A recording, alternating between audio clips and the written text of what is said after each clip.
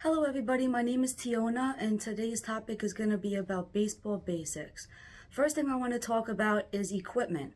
Now, of course, everybody knows you need a bat and a ball. I mean, that's common sense, but this is for those that are new and don't really know exactly what you need for it. So, besides the bat and ball and a place to play, you do definitely need cleats. It's really important that you get cleats, especially when you're running, because you don't want to get your foot caught. You could get an injury that way. But also other equipment you have to keep in mind is like, especially if you're up at hitting or if you're a catcher, you definitely need guards, like shin guards, elbow guards, and that's a major importance, especially for a batter, because if you foul the ball off and it hits you, it's gonna hurt. Or if you get hit by pitch too, but that's a totally different topic. So just keep that in mind. Basics: bat, ball, helmet, also cleats, guards, and you definitely need an athletic cup. The other topic I want to discuss is that it's 9 innings. So if you've ever seen a game or have heard of it but are not sure how it's played, the team that's up first, it's called the top of the first inning. The team that's up first in this inning is the away team, meaning the team that is visiting the home team. So, for example, if the Yankees were playing, the New York Yankees were playing, just say against the Boston Red Sox arch nemesis, and they were playing at Yankee Stadium, that means Boston would be up at bat first, so they get the first chance to hit. Now, the advantage of that is for two reasons. One, you have home field advantage.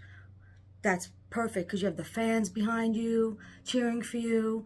And then the second thing is you bat less, so if a case that you're losing the game, you get a chance to, like, say in the bottom of the ninth inning, you get a chance to score those runs to try to win the game. Walk off, they're called.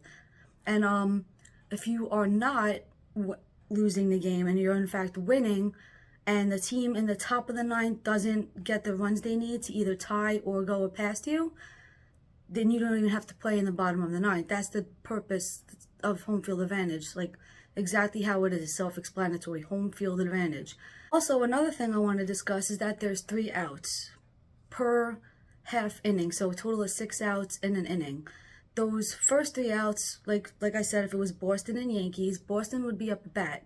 When they do their 3 outs, that means they get off, they grab their stuff and they get on the field, and Yankees get off the field, and it goes in a batting order. It has first through ninth. There's 9 players that come up to bat, and they always give you the order at the start of the game, so you know who's coming up, and they show the defense and stuff too for the opposing team.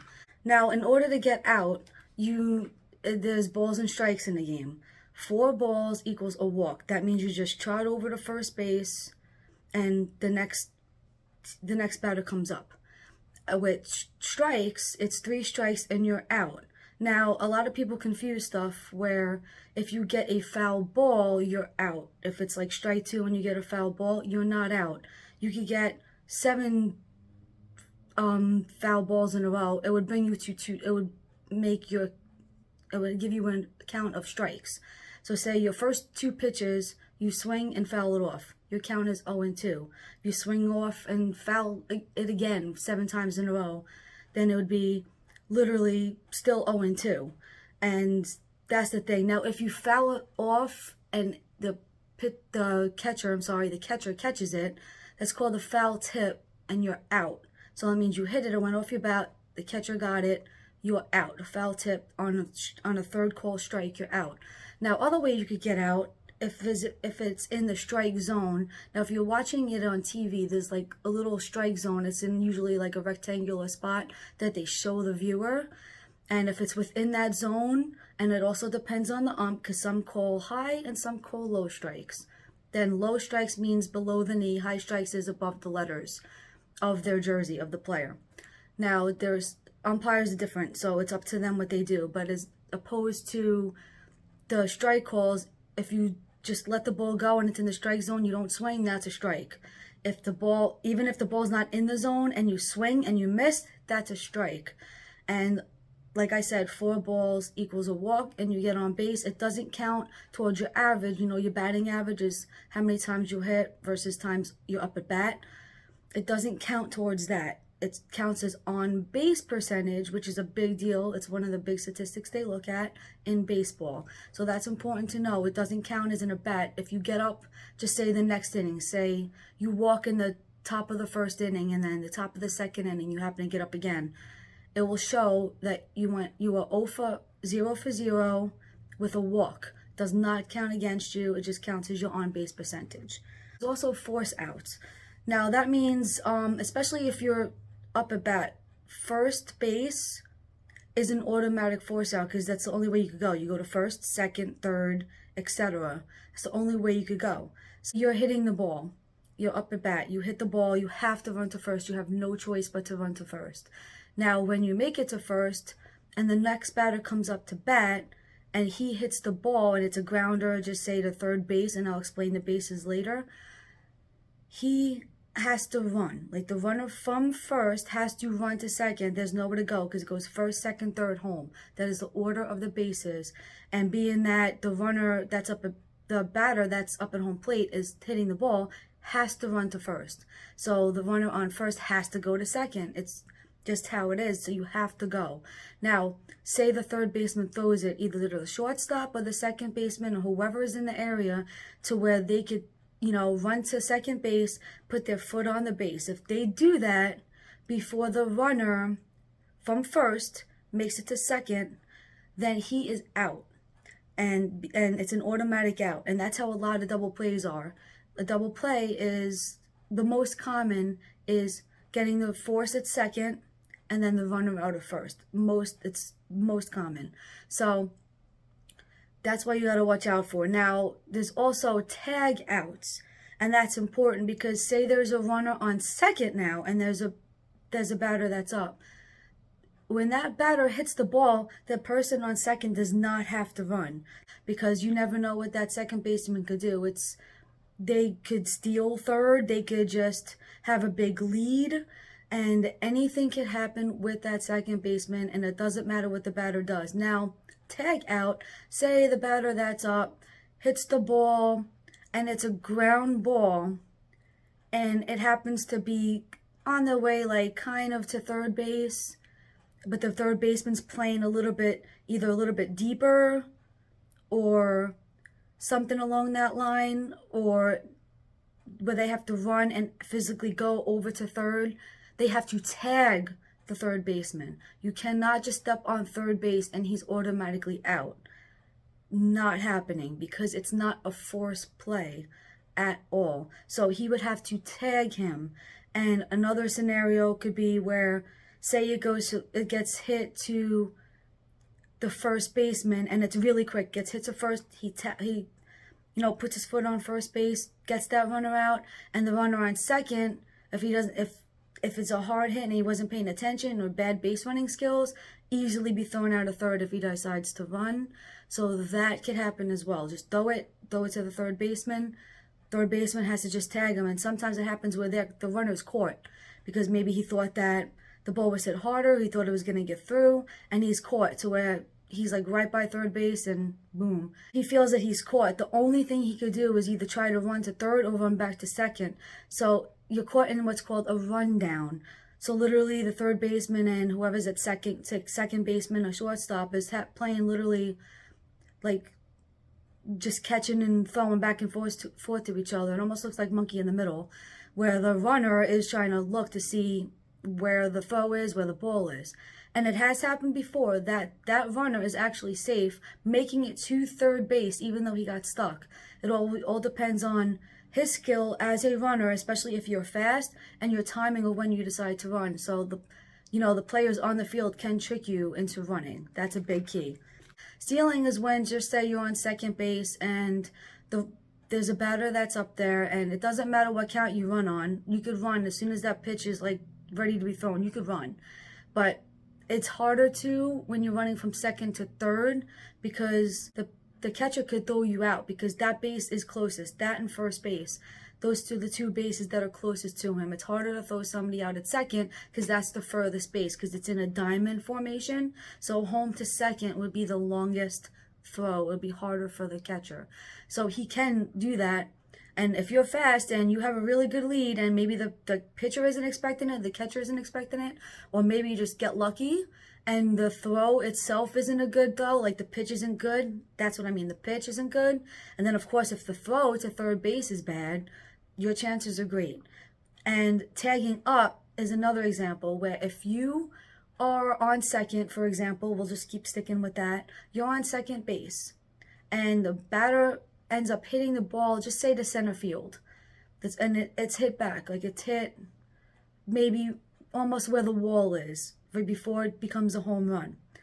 He could wait till that ball is caught and run to third. And if he makes it there without the person tagging him, like I said, that's another way you have to tag. If he makes it there, then he's safe and he tagged up. That's what that means, tag up. You can only do that if the ball is caught and that's when you decide to run to try to get a base out of that. It's like almost like stealing, but not in the middle of a pitch. It's in the middle of a play where it's hit. And you can be challenged on that because if you run before that ball is caught and they review that, like if the other team, the opposing team challenges that, you'll be called out. You could be called out automatically if they challenge that. So keep that in mind, that especially if you're playing, wait till that ball is caught, then run.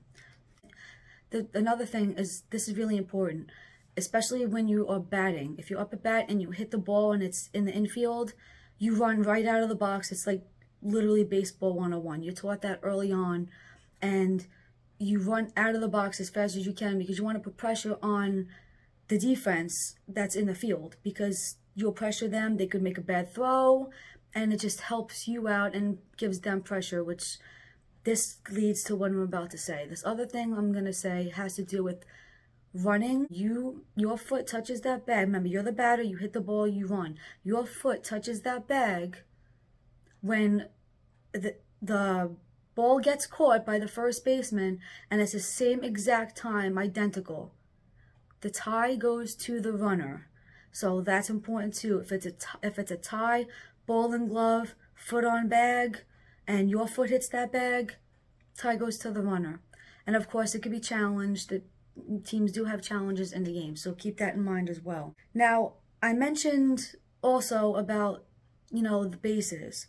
Now, it literally goes, if you look at a diamond and you look at the field, you have foul lines, and it shows, for third base foul line, first base foul line. It goes first, which is down the line, that's the first base you run to, then second, then third, then home. So there's a total of 4 bases. In the middle of that is the pitcher's mound. It's like a little piece of rubber that the pitcher has to keep their foot on until they do their throw.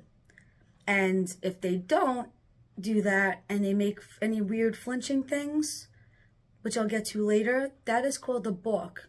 I'll explain that after this. But when it comes to the bases, it goes in order. It goes first.